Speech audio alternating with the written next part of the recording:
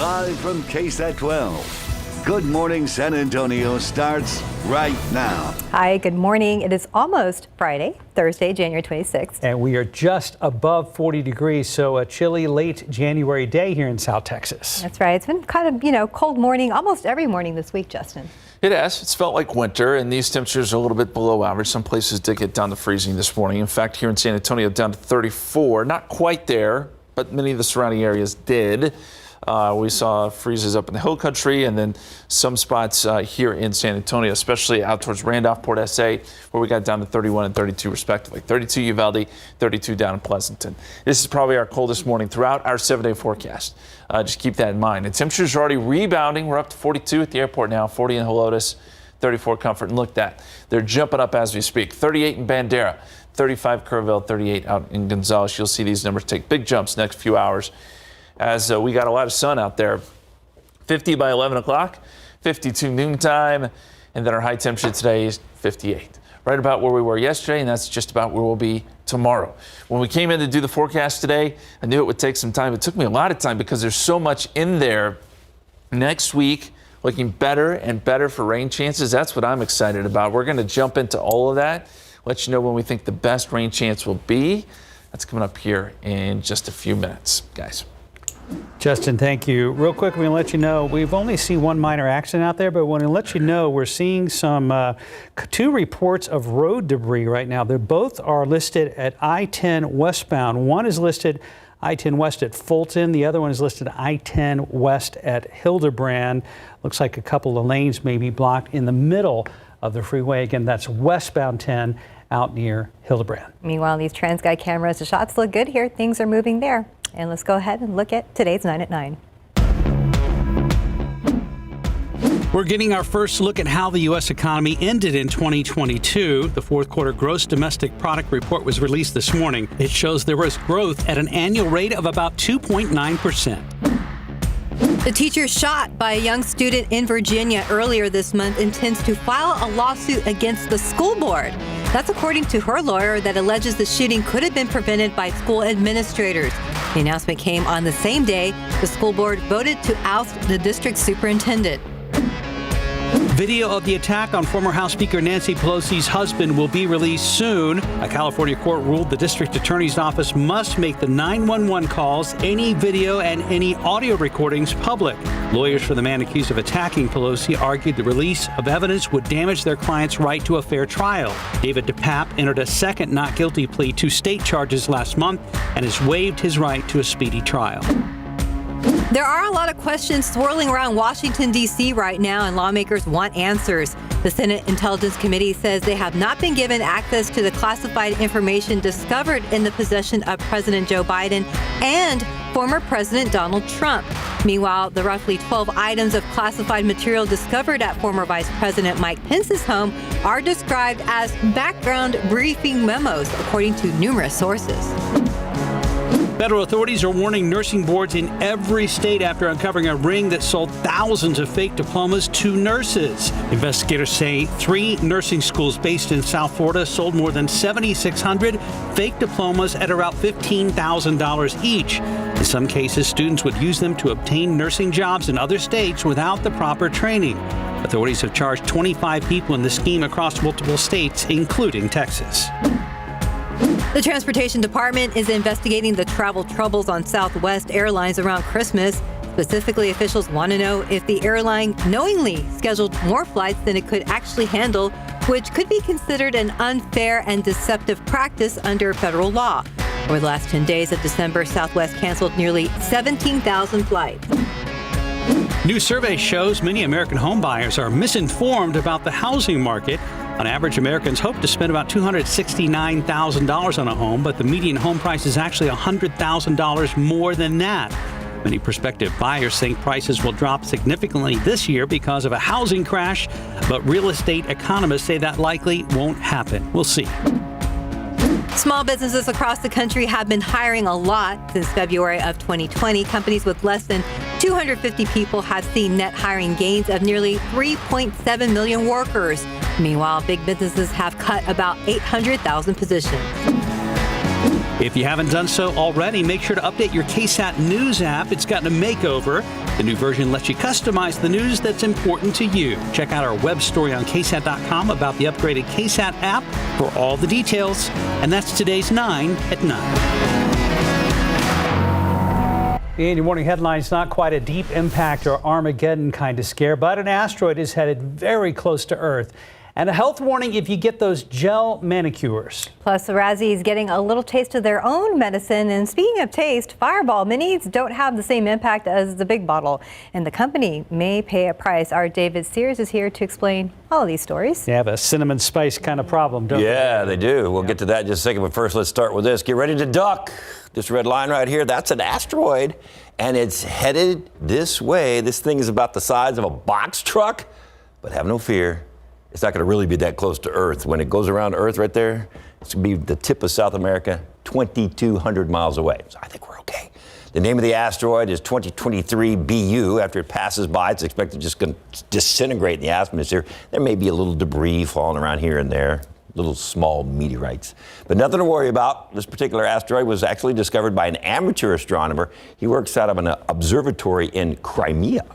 All right, for you women and men who like to pamper yourself by getting your nails done, listen up, not trying to scare you, just inform. If you get one of those gel manicures, when you stick your hands in that dryer, a new study says there could be some health risks to doing that. The dryer could cause some damage to your DNA, cause mutations in human cells. It worked in a lab. The study is for the Journal of Nature Communications. In those gel manicures, the light cures the gel. It dries fast, so it'll last longer and more, I guess, sustainable than your regular nail polish. Yeah, so it works. Stephanie says yes, that's how it works.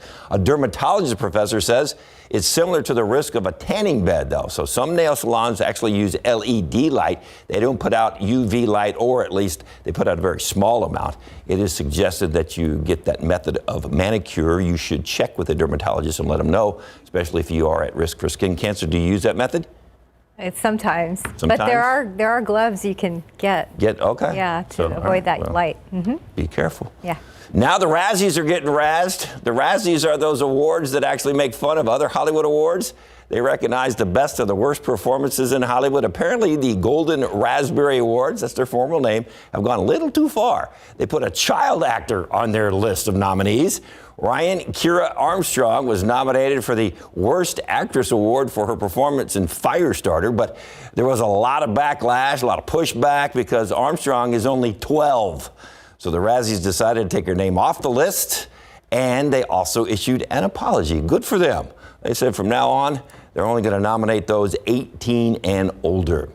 The Fireball flame may be going out a little this morning. The company that makes the cinnamon-flavored whiskey is in a little bit of trouble. The label on their bottle says whiskey with natural cinnamon flavor. However, their mini bottles are labeled to look like the regular bottles, but there is no mention of whiskey in the little bottle because it's just a malt drink with whiskey flavor. So now there is a class action lawsuit claiming that the company intentionally misleads customers since the customer believes they are getting the whiskey in the little bottle, but really aren't. No word from the company yet. See, and I thought it had something to do with the spelling, W-H-I-S-K-Y, no E. And I said, what's the difference? And it said, to explain the short of it, whiskey with an E refers to grain spirits distilled in Ireland, and the U.S. whiskey with no E refers to Scottish, Canadian, or Japanese grain spirits, but it doesn't solve our Fireball problem. Interesting. There's no whiskey in the little bottle, no matter how you spell it. Yes, apparently. So there may be some merit to that suit. Ooh, might be. All right, David, thank you. All right. 9:07, 42 degrees, still ahead on GMSA at 9. State is about halfway done with the witnesses in the murder trial of Andre McDonald. Testimony continues today, and we're going to check back in with proceedings in our next half hour. But before that, San Antonio Queen of Soul looking for a new queen. Tiffany Huertas has details on an upcoming pageant and how it's changed the lives of women in our community. We'll be right back. Good morning, welcome back. 9:10. Although Fiesta is a few months away, the search for Fiesta royalty is underway right now. Tiffany Huertas joins us live from the Carver Community Center to tell us about the 53rd annual San Antonio Queen of Soul pageant. Good morning, Tiffany. Good morning, Mark and Stephanie. This year's theme is Stepping Out and Stepping Up, and it's taking place right here at the Carver. This morning, to talk a little bit more about the pageant, we have the current San Antonio Queen of Soul, Daylin. Good morning. And we also have the president of the pageant, Joe Betsy. Good morning to both of you. Tell us a little bit about this year's theme and about the pageant. Well, thank you, Tiffany. This year's theme is called Stepping Out and Stepping Up. And the reason why we chose that theme is because we want the young ladies, the 5 beautiful young ladies that we have as our contestants, to step out of their comfort zone and step up to their future potential, to explore what's open for them. The world is their oyster. We're going to have a Harlem theme, a Harlem Renaissance theme, which they'll step out of a subway into their future. So we want everybody to come out and enjoy these beautiful young ladies all dressed in a Harlem Renaissance theme with a Fiesta flair of San Antonio. Amazing. Daylin, how has this changed your life? Well, honestly, it really forced me out of my comfort zone. I've always been the kind of girl that was a performer, but when you mix interacting with, actual people, it's kind of different. And, it pushed me to, go out and talk and network because, this is this is a dream come true because I want to be a mass comm major. So, getting these live practices and, getting to really get to know other people and being approached in the street, it's been a dream come true. What tips do you have for maybe the contestants tomorrow? I would say to definitely breathe because I think once you're on that stage and the lights beaming down, you're kind of like, ugh. But I think that it's important to definitely breathe. Remember why you're doing this, who you're doing this for, and that at the end of the day, even if you're not crowned Queen of Soul, everybody's a winner, even for doing it. And talking about winning, you can win a scholarship. Absolutely. We have the Queen, first and second princesses are eligible for scholarships. And we want to invite everyone to come out tomorrow evening at the Carver Community Cultural Center at what time? 8:01 p.m. If you don't come tomorrow night, you will miss a treat. And it's a part of the Fiesta Commission. We're a participating member of the Fiesta Commission. And we want to say, Viva Fiesta! I love that, and the energy is definitely Fiesta energy. We're going to have more from them coming up on the noon show. We'll send it back to you. Awesome, Tiffany. We look forward to it. Thanks.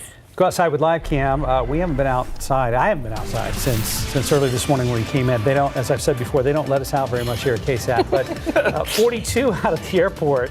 Due for a warm-up today, Justin? Yeah, got to use a back door. Yeah, we are. That's what I do. Oh, is that your escape route? Yeah. I'll work on it. All right. I let the dog out at about 5 o'clock this morning. She walked out about 3 steps and then walked right back in. She's like, no, thank you. A little chilly, but it is warming up. The sun's out. We'll see those temperatures make it up into the mid-40s here soon and then probably 50s by lunchtime. I want to first start, though, with some good news. Let's talk rain chances. Today is drought monitor day. I'm not even going to show it. There's no point because it still looks the same. We're still very much in drought. And I know we got rain on Tuesday. This drought monitor does not take that into account yet, so it still shows widespread drought. Bottom line here, we need a lot more rain, and we've got some more coming. Saturday, 30% chance. This is all pretty light, but there are some chances there. Monday, we start to increase the rain chances again Tuesday, and then into Wednesday, I think we have our best opportunity to get some showers and storms and maybe some more downpours. That's the hope anyway. So there is a good-looking 7-day forecast ahead. And as we look at the 6 to 7 day precipitation outlook, this takes into account January 1st to February 5th. It actually has us slightly above average. So maybe as we head into February, things will get a little bit better. We'll keep our fingers crossed. That's kind of the general theme right now. Lows this morning. We showed you this earlier, but we did get down to 29 in Kerrville, 32 Bernie Stage, 31 in New Braunfels, 31 Port SA. Technically not a freeze at the airport, but a lot of outlying areas here around San Antonio did get down to freezing this morning. As we go outside for you, we've got 42 degrees at the airport, 45 at Stinson, and these numbers are on their way up. 43 Kelly, 40 at Randolph. There is a little bit of a breeze out there, so that creates somewhat of a wind chill. We're already up to 43 in New Braunfels, 40 in Uvalde, 41 Del Rio. And around Bexar County, as we showed you, we're quickly rising into the mid-40s. We think that by lunchtime, we should be in the low 50s. Easterly winds around 5 to 10 miles per hour. And then the high temperature today, right around 58 it'll be sunny to mostly sunny throughout the afternoon with 49 degrees at 8 p.m. and then 47 by 9 o'clock. It'll be another chilly morning starting tomorrow with lows back in the 30s. Here's what we're watching across the country. This last system finally exiting, but not before creating some lake effect snow. So there's still some snow flying across the Northeast. But the whole western half of the country is really pretty quiet. You remember California was just get hit by storm after storm. That's kind of calmed down a little bit, but there is a little area of low pressure out here. Doesn't look like much, but some of this energy actually gets pulled up into Texas as we get into Saturday, and that's going to create our first chance for some showers. Let's take a look at the forecast here. We're going to start with Friday. This is Friday, 5 o'clock, increasing clouds tomorrow. So tomorrow will not be near as sunny. The blue skies will go away late in the day. And then as we get into Saturday morning, I think we start off with some foggy, maybe some drizzly conditions here and there, just kind of damp. And then as we get into the afternoon, a few showers here and there. So cloudy most of your Saturday. It's not going to rain all day, but there could be some times where there's a little bit of drizzle, maybe again a light shower. But then as we get into Sunday morning, this is 6 a.m., we've got some showers working through. Maybe a little better chance at seeing some rain here, at least more significant rain. That quickly pushes east, and most of Sunday is actually pretty clear. Sun pops back out and temperatures are warm. Then we'll be watching for a frontal boundary. Still some questions on timing here, but we think maybe a front moves through late on Sunday, and that will cool us down. At any rate, your weekend forecast, if you're planning it out, 62 Saturday, 30% chance of drizzle, maybe a light shower, and then a 30% chance early on Sunday, and then some clearing. Now let's look down the line.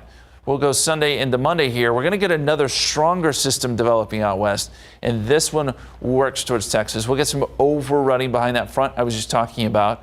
And then as this energy gets a little bit closer to us, our rain chances begin to pick up. So by Tuesday, a few showers out here, and then I think by Wednesday, probably our best opportunity as the low gets a little bit closer. 40% is what we're shooting for, as we said on Wednesday. That would be great if it does indeed come to fruition. So 58 tomorrow. 62 Saturday with the cloudy conditions and a chance for some very light rain. 70 Sunday after some morning showers. And then 52 Monday, that's the cool down behind the front with some showers. And then we up the chances Tuesday, Wednesday. Next week has potential to be a little bit cool, cloudy, and maybe, just maybe, a little rainy too. All right, but we need the rain. We do. Yeah, this would be a good change for us, I think, going forward. And hopefully just get that all washed out before the rodeo. Yes, indeed. Yeah, let's hope. Thank you, Justin. If you're a wrestling fan and heading out to Royal Rumble on Saturday, VIA is offering Park and Ride for you. It'll be available from Crossroads Park and Ride beginning at 4:30 Saturday afternoon. Return service will continue until 1 hour after the event ends. WWE fans pay just $1.30 each way for the service to and from the Alamo Dome. Cash and credit cards are accepted. You can find this information again on our website at KSAT.com. 919, 43 degrees. When we come back, lawmakers are discussing teacher pay increases, and teacher unions say it's time to act now. A raise of $15,000. That's what Texas lawmakers are proposing, calling it the largest teacher pay increase in state history. As Camelia Juarez reports, Texas teacher unions say this is long overdue, and the time for lawmakers to act is now. The Northside American Federation of Teachers says educators can't afford to be ignored any longer. They've refused to deal with this issue. Now you're seeing us in crisis. We are at a crisis. Former teacher, now Round Rock, Texas House Representative James Tallarico authored House Bill 1548, which would funnel a portion of the $50 billion state surplus into teacher salaries. The average teacher pay in Texas would rise to $73,000. According to a survey by the Texas State Teachers Association, Texas teacher pay lags behind the national average by $7,500.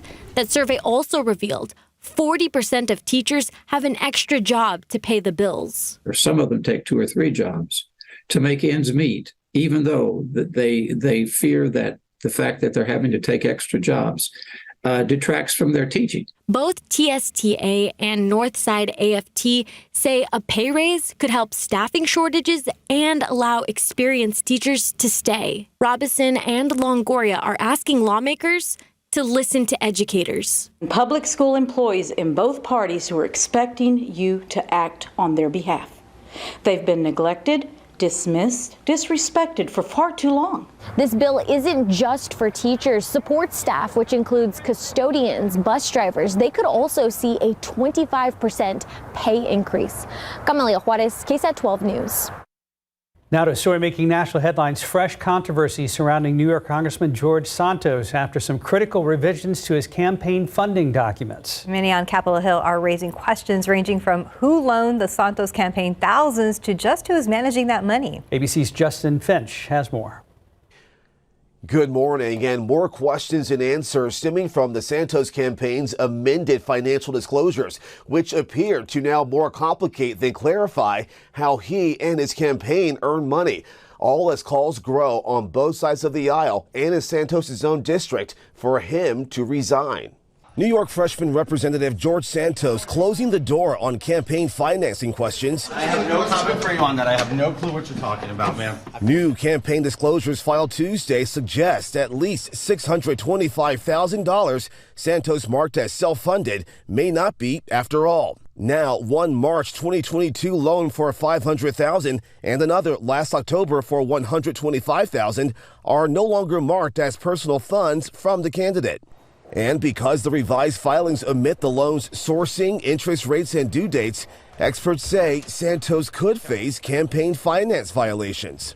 Adding to questions, the Santos campaign's named treasurer, Thomas Datweiler, is denying any involvement. His lawyer telling ABC News the records were signed under Datweiler's name without his consent, which experts say is illegal. Amid increasing bipartisan calls for Santos to resign, House Speaker Kevin McCarthy says Santos' future depends on what the Ethics Committee finds. If for some way when we go through ethics that he has broken the law, then we will remove him. And as for stepping down, Santos has said he will only do so when his constituents vote him out.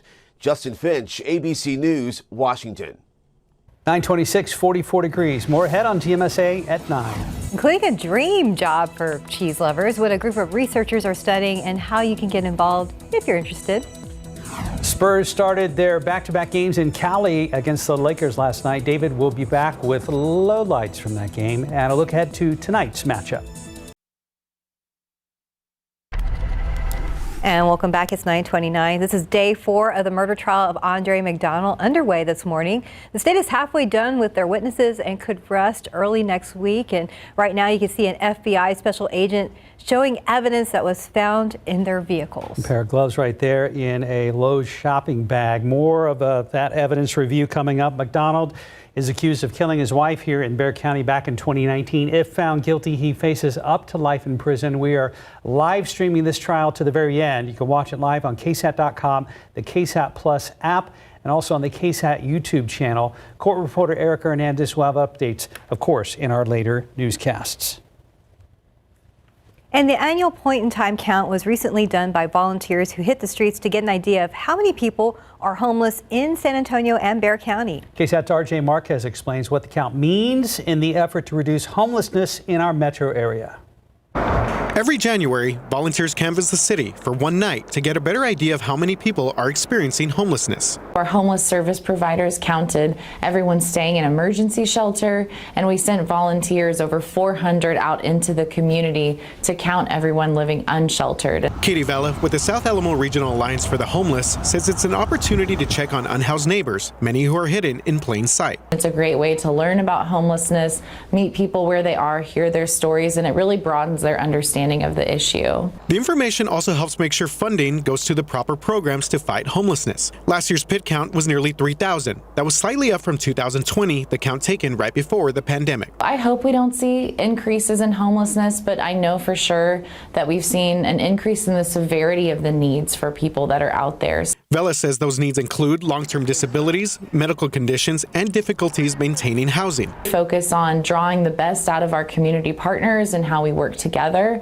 and developing long-term options. Many people are on disability income and they need that long-term support in order to be successful in housing. The data will be put together over the next several weeks, with a final report for San Antonio and Bexar County expected to be released in May.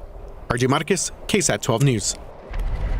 And let's look out there with live cam. 45 degrees. It's nice and sunny, but you step outside, you still need that jacket.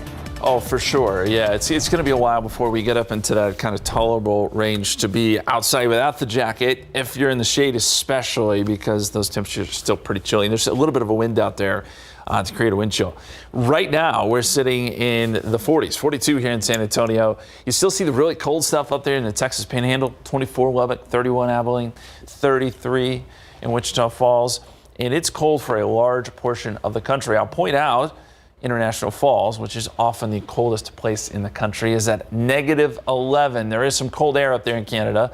Some of that's trying to spill down, but it doesn't make it here per se. We will get some cooler air coming up next week. Miami's still our hot spot, 74, but it's cooling down some. Front trying to make it through there.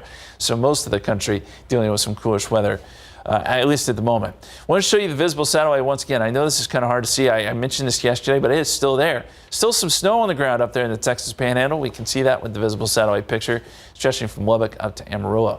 So still cold up there, cold enough to support some snow. That'll go away today with full sun. Forecast 52 around noontime today here. We'll be up around 58 for a high with sunny skies, northeasterly winds, pretty light 5 to 10 miles per hour. And then tonight we drop back down into the 40s and eventually 30s tomorrow morning. Not as cold, but we're still talking upper 30s to start your Friday. The weekend, it could be a little bit damp, at least at times. We're going to talk about the timing on that and our rain chances next week coming up in just a bit. Justin, thank you. Back to a story we mentioned briefly in today's 9 at 9. More than 24 people arrested in connection with a multi-million-dollar nursing school scheme. As ABC's Andrew Dimbert reports, they are accused of taking part in a crime ring that peddled bogus diplomas in several states, including Texas, offering a dangerous shortcut into the nursing field. This morning, authorities are warning healthcare facilities nationwide after uncovering a scheme that sold thousands of fake diplomas to people working as nurses. When we talk about a nurse's education and credentials, shortcut is not a word we want to use. The operation, dubbed Operation Nightingale, uncovered 3 nursing schools based in South Florida, which investigators say sold more than 7,600 fraudulent diplomas for about $15,000 apiece. We're looking around at $114 million paid for these documents. The local district attorney says in some cases, students would use the fake diplomas to obtain nursing jobs in other states without proper training. When we entrust the life of an elderly parent to the staff of an assisted living or skilled nurse facility, the last thing we want to learn is that the nurses administering the medications, the ones charged with carrying out doctor's order, took shortcuts on their clinical training. Authorities charged 25 people in the scheme across multiple states, including Florida, New York, New Jersey, Texas, and Delaware. Agents say they've identified several facilities where people may currently be working as licensed nurses after obtaining their jobs illegally. Investigators are now working with licensing boards in each state to make sure anyone who got a fraudulent diploma no longer provides care. To date, we have not learned of nor uncovered any evidence of patient harm stemming from these individuals potentially providing services to patients.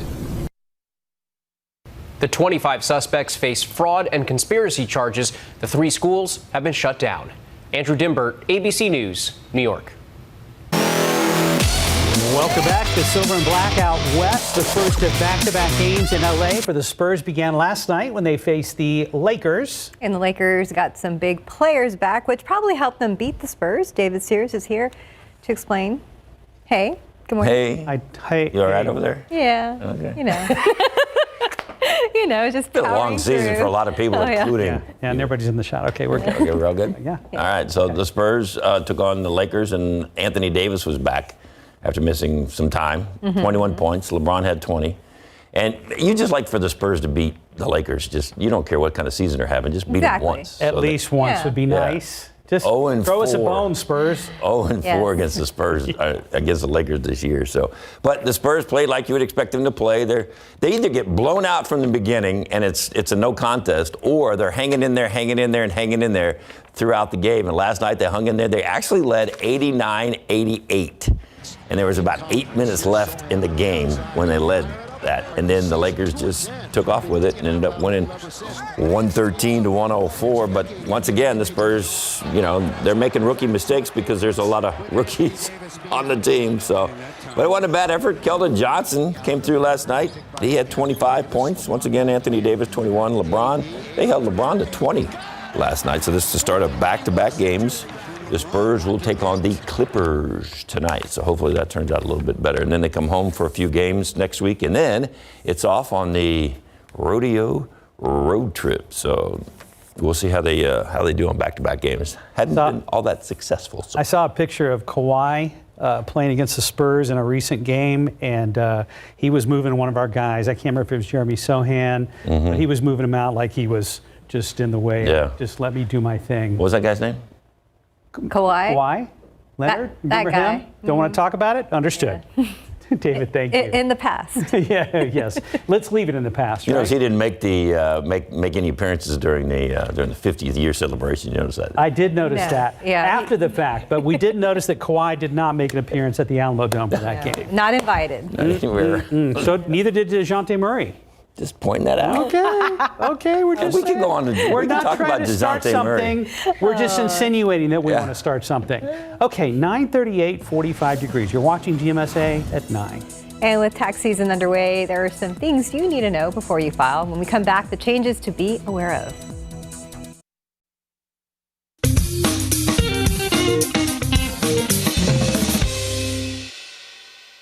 It's time to gather those W-2 forms as tax season is officially underway, with the IRS now accepting 2022 tax returns. But there are a number of changes to be aware of before you file, and some of those may impact your refund, making it smaller than in years past. A major change in filing concerns the enhanced child tax credit. That allowed parents to claim up to $3,600 per child last year, but that's expired. And now the credit is capped at $2,000 per child. And for 2022, you can claim a maximum of 35% on $3,000 in expenses for one person, or up to $6,000 for two. The year before, that credit was worth a maximum of 50% on up to $4,000 in expenses for one person, or $16,000 for two or more. And remember, in order to justify itemizing your deductions, you'll need to exceed the standard deduction of $12,950 for single filers. For those married and filing jointly, the figure is $25,900. And you're also eligible to file your taxes for free using the IRS Free File program if you made $73,000 or less last year. The IRS anticipates most taxpayers will receive a refund within 21 days of filing electronically. That's if you choose direct deposit and if there are no issues with your tax return. The IRS recommends going to its website, irs.gov, if you have questions about filing or if you simply want to check the status of your refund. And keep in mind, the deadline to file your 2022 return is April 18th this year.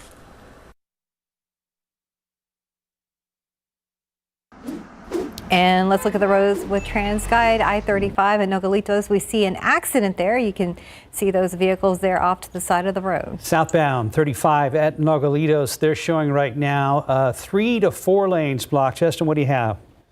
We just pulled up the map there. It's you can see where it is there, just southwest of downtown, but it's going to start to cause some backups, I would imagine, on both sides as you get some rubbernecking going on too. But that's the southbound lanes, I believe, there, 35 in Nogalitos. Blocking, as you said, several lanes there, and it looks like first responders are just getting onto the scene. Thank you, Justin. An outpatient clinic that offers solutions for multiple disabilities is doing some amazing work. At Team Ability, their focus is on children. And as Jonathan Cotto explains, the success of the clinic's clients is possible through personalized therapy and the latest in medical technology. 1, 2, and 3, all the way up. For almost 20 years, Team Ability has been helping children with very complex disabilities achieve their potential. We combine the expertise of special educators with that of highly qualified therapists. Team Ability CEO Barbara Goldman says both therapists and educators work hand in hand to create care plans for children that are meaningful and fun. We watch how children learn. We understand what their preferences are, what are their preferred sensory channels, how their bodies interact with their environment. This made possible through the use of state-of-the-art equipment. So I've gotten to see both the hospital setting, outpatient settings, pediatrics, adults, and not one clinic that I have ever been in has offered the opportunity that this clinic has. Stay up tall. Stay up tall. Opportunity through the use of technology, physical therapist William De Leon says has greatly improved the quality of care. So here it's just a night and day difference, and we're getting a lot more benefit than I ever thought I'd see in a clinic before. Big steps. Good job. Cecilia Hernandez's daughter Penelope was diagnosed at 4 months old with a rare genetic neurological disorder called Aicardi syndrome. She was born with what they say a piece of the brain, a genesis of the corpus callosum, which transfers all the information from the right to the left. So she was born without that piece that could do that. Through therapy and the assistance of special equipment, Penny can now communicate her needs and emotions. Everything's incorporated, everything is taken into account, and Team Ability is very specialized in meeting the needs of the child. Jonathan Cotto, KSAT 12 News. 9:46 on a late January day. What's the 26th, right? Yeah. Yep. I know, it still feels like January, so that's good. It does. Cool mornings, slightly warm afternoons, depending on the day. Yeah, that's going to be the way it's going to look next couple days, and then things start to change a little bit this weekend, and then next week especially, we start to get some pattern changes. And by the way, I meant to throw this in earlier. Mount Cedar dropped all the way down to 50. That's a good thing. That's the lowest it's been since late December. Thank goodness. So it looks like we're kind of making our way out of Cedar season. Hopefully. Wraps up usually around Valentine's Day. Valentine's Day is kind of the cutoff, we always say, but with the numbers starting to go lower as we head into February, I'm optimistic. That's good. We want to look at some stats here too, and I always throw this stat. I've thrown this stat out here a couple times, but we did not get a half an inch of rain on Tuesday, by the way. We got 0.49. So this stat lives on. It continues. We are now at 67 days without half an inch or more at the airport. Now, look, a lot of places did see more than that here in San Antonio, so this is not a perfect stat. But I think the more glaring number here is that it has been 469 days since we've had 2 inches or more at the airport. As we get into next week, I'm not saying we're going to get that amount of rain, but it's looking better and better for at least some decent amounts by, say, Wednesday of next week. So let's jump into the forecast here, and we'll start with the cloud cover. There's not much of it. We've got sunny skies here over San Antonio, but there are some high clouds just to our west. We could see a few cirrus clouds today. Not going to be a big deal at all. You're still going to see a lot of sun. And as we look at the big picture here across Texas, I showed you earlier, that is snow still on the ground there in the Texas Panhandle. Otherwise, it's pretty clear across the state. And really across the country, you'll find some lake effect snow up there across the northeast with an exiting storm system. But it's really a pretty quiet scenario for now here across the lower 48. As we go outside, clear skies and 42 at the airport. Dew point is at 31, and we've got a northwesterly breeze anywhere from 5 to 10. Temperatures today, well, we should make it into the low 50s by lunchtime, and then by the afternoon into the upper 50s. So pretty nice afternoon. This is going to look pretty similar to yesterday. Yesterday we were around 60. I think we'll be right there again today. And then tonight we fall back down into the 30s. Not as cold as this morning though. 37 is what we're forecasting here in town. There's still going to be a few spots, especially in the hill country, that drop down close to freezing, but it'll be a light freeze and shouldn't last very long. Let's look into the weekend now. We're going to start to see some increasing clouds tomorrow. So we'll start off mostly sunny, but by the afternoon, this is 5 o'clock, clouds start to surge in. It becomes overcast by Friday evening and Friday night, and then we'll start to see some drizzle developing Saturday morning. So if you have Saturday morning plans, kids got soccer matches or whatever you got going on, know it could be a little bit damp out there. Nothing heavy. It's all light, fog, drizzly, misty stuff. You know the drill. But it could be around on Saturday. And then we may see a few showers even going into Saturday afternoon before we get maybe a little bit better rain chance going into Saturday night, Sunday morning. This is 6 a.m. Sunday morning, and it does show maybe a little bit better coverage of some rain. This quickly moves out, though, and so most of Sunday will be clear. We'll just have to watch for a frontal boundary that'll be sliding through, and that will cool us down a little bit. Before that happens, though, we'll probably make it close to 70 or so. So 62 Saturday, to kind of sum it up here, 30% chance of drizzle, light showers, overall dampness, lots of clouds Saturday, and then some clearing on Sunday after a morning shower or two around 70. Now we go long term. This is the setup as we get into Sunday afternoon. There's going to be a low developing out west. This low digs and it starts to put us in a kind of a favorable flow. When we get the flow out of the southwest, we can get little disturbances working through. So that'll bring a few showers, maybe some overrunning Monday into Tuesday. And then as this thing gets a little bit closer, Tuesday afternoon into Wednesday, our rain chances increase. Right now, we've got a 40% chance of some rain on Wednesday. There's still some details to iron out here, especially when it comes to temperatures, but I think that we at least have a shot at some decent rain, and that's all we can hope for at this point. 58 degrees Friday, mostly cloudy, 62 Saturday, as we said. We showed you the weekend forecast there. That front comes through, cools us down Monday, and it could be kind of coolish with a few showers Monday. Rain chances then increase Tuesday and Wednesday with lots of clouds, but that'll keep temperatures down in the 50s. So Sunday may be our warmest day. Next week looks a little cool and perhaps rainy. That is cool. Yeah. Yeah, I know you don't like the cold weather, but it'll get better. That's not bitter cold. I can deal with that. Okay, Yeah, we'll handle it. I'm okay with that.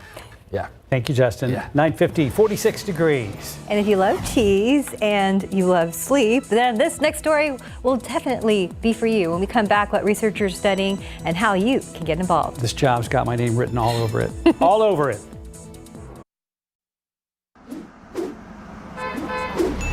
Let's look at the roads with TransGuide. Still looking over at I-35 in Nogalitos where we had that accident. They are still out there. This is southbound 35. Don't see a wrecker on the scene yet, but PD is out there, and it looks like we may have one of those aero trucks right underneath the interstate sign right there, lower right-hand corner of your screen. But the advice that this is going to be a slowdown area for a little while. 1, 2, 3 lanes currently blocked. And we are still at 42 degrees, although we haven't got the new hourly temperature in yet. Probably jumps up into the upper 40s here soon, and then 50s by lunchtime. 58 degrees this afternoon. 58 tomorrow with lots of clouds starting to surge in, and then a lot of cloud cover on Saturday with some light drizzle, maybe a few light showers that lingers over into Sunday morning. Justin, you a cheese lover? Absolutely. Favorite kind of cheese? Oh, that's hard. I like pepper jack. I like the spice. Yeah. Okay, all right. Well, hold on. Here's a spicy option for you post-weather. If you are a cheese lover, this could be your dream job, literally. So it's a website, Sleep Junkie is looking for 5 dairy dreamers, to test the theory that eating cheese before going to sleep gives you nightmares. All right, Wait, that's a thing? Yeah, that's a thing. So here's the guess. job, Justin. Eat cheese every night at the same time before going to sleep, and journal about how well you slept and any dreams or nightmares you have. Tasters should eat the same kind of cheese every night for a week, then take a week off before trying a new variety. So to apply, you must be at least 21 years old. You have a device that tracks your sleep and be able to sleep alone during this trial. Alone. Yes. Alone. If you can't have any sleep issues, also you can't have any sleep issues or be lactose intolerant, obviously. No. After 3 months, these dairy dreamers will be paid $1,000 and will be reimbursed for your cheese purchases. You have to pay for the cheese.